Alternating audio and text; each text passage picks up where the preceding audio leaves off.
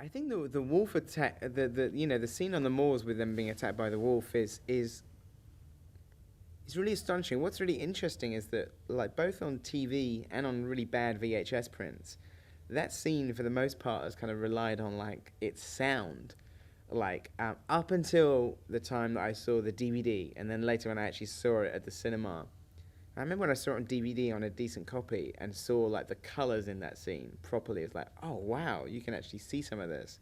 Whereas on the TV, the copy I had taped off the TV, or like the VHS version, the transfer was really bad, and you could never really see what was going on. But that didn't really matter because it sounded so scary, and that's what really sells it. Is like sort of it's Griffin Dunn screaming and screaming and screaming, and it's so messy and shocking. The other part I like about the Moors bit is I love that shot where the kind of camera sort of moves round until David Norton and Griffin Dunn are looking straight down the lens, and it's just a great way of like breaking the fourth wall without kind of like them popping out of the film, but they're looking straight down the camera.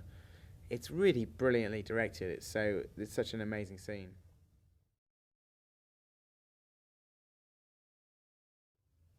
Jenny Agutter, obviously, like because of her role in the film, has loomed large in the masturbatory fantasies of many a teenage boy. I tell you what it is. I think American Wealth in London. This is certainly for me, and I can speak for many, many other people. American Wealth in London is the first film I ever saw with a sex scene in it. So bizarrely, Jenny X is probably one of the first people I ever saw naked, because I can't really remember seeing a film with a sex scene in it before. And as such, it's kind of like really, kind of burned, sort of into my, kind of brain. I remember another friend of mine, a female friend, a producer actually. She said that American Wealth was one of the first adult films she ever watched, and she kind of like used to think that like used to take kissing techniques from American Wealth in London, which is just so funny. I guess it's just like and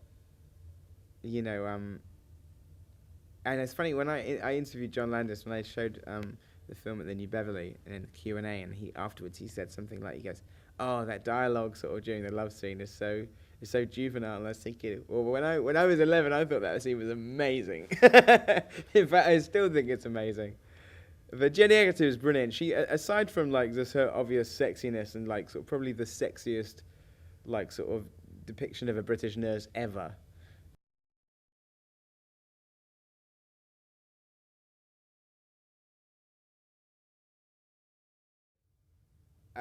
Really stunning, and certainly, when I watched it for the first time, was the things that really affected me, and also kind of, I guess, the things that I didn't really see coming. I didn't realize until later. It's funny, like the sort of, I didn't realize the inspirations, and actually, I'd seen separately when I was in my early 20s, Discreet Charm of the Bourgeoisie. And it wasn't until later that I realized that John Landis was a big fan of that film and was referring to that with the dream within a dream sort of like structure. So that was really interesting to me. And it's funny, like sort of, there's the old gag with the kind of the mirror, pushing the bathroom mirror and having somebody standing in the background, which everybody's ripped off, including me. And I always thought, oh, that's from American Wealth. Well, no, it's from Repulsion. Like, and so I like the fact that like John Landis managed to kind of like tip his hat to kind of some, European art films within this. Like, but I think that the dream sequences are really, really impressive. And I think what's like amazing about the film is that like I think John Landis, like it's almost like the perfect case of like using your kind of success to make your dream project. And because John had made Animal House and Blues Brothers and then both been huge successes, he cashed all his chips on his dream project. And not only is it, for my money, far and away his best film, even though I love some of his other films, and many of his other films in fact, but American Werewolf is my favourite.